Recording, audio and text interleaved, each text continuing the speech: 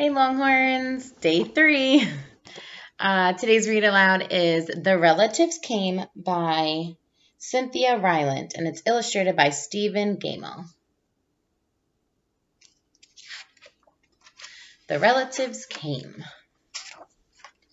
It was in the summer of the year when the relatives came. They came up from Virginia. They left when their grapes were nearly purple enough to pick, but not quite.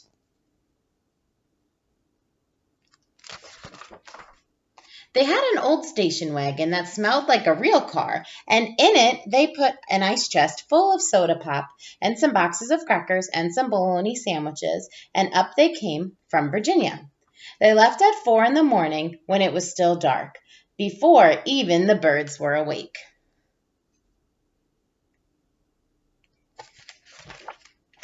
They drove all day long and into the night, and while they traveled along, they looked at the strange houses and different mountains, and they thought about their almost purple grapes back home, and they thought about Virginia, but they thought about us too, waiting for them.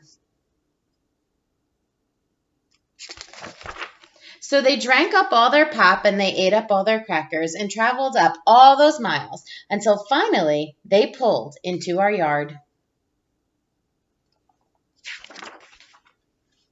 Then it was hugging time. Talk about hugging. Those relatives just passed us all around their car, pulling us against their wrinkled Virginia clothes, crying sometimes. They hugged us for hours.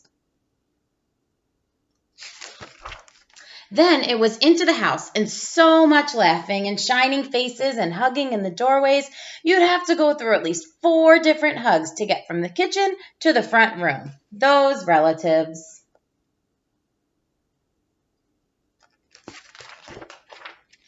And finally, after a big supper, 2 or 3 times around until we all got a turn at the table, there was quiet talk, and we were in 2s and 3s through the house.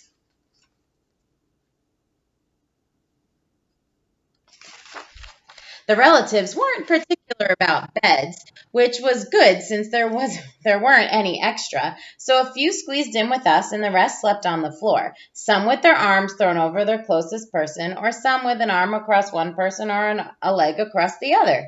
It was different going to sleep with all that new breathing in the house.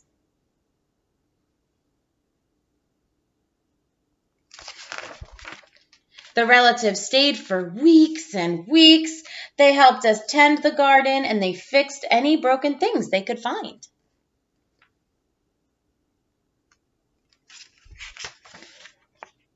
They ate up all our strawberries and melons, then promised we could eat up all their grapes and peaches when we went to Virginia.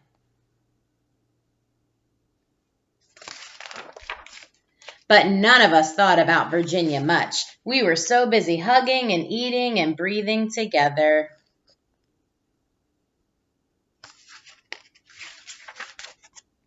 Finally, after a long time, the relatives loaded up their ice chest and headed back to Virginia at 4 in the morning. We stood there in our pajamas and waved them off in the dark. We watched the relatives disappear down the road, and then we crawled back into our beds that felt too big and too quiet.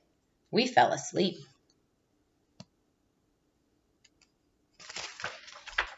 And the relatives drove on all day long and into the night. And while they traveled along, they looked at the strange houses and different mountains, and they thought about their dark purple grapes waiting at home in Virginia.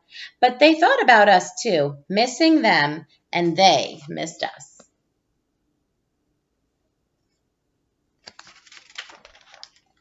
And when they were finally home in Virginia, they crawled into their silent, soft beds and dreamed about the next summer.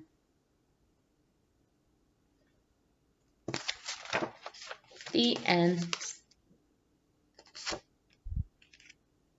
Okay, I hope you enjoyed this time with your families, and I miss my Longhorn family. I know I do.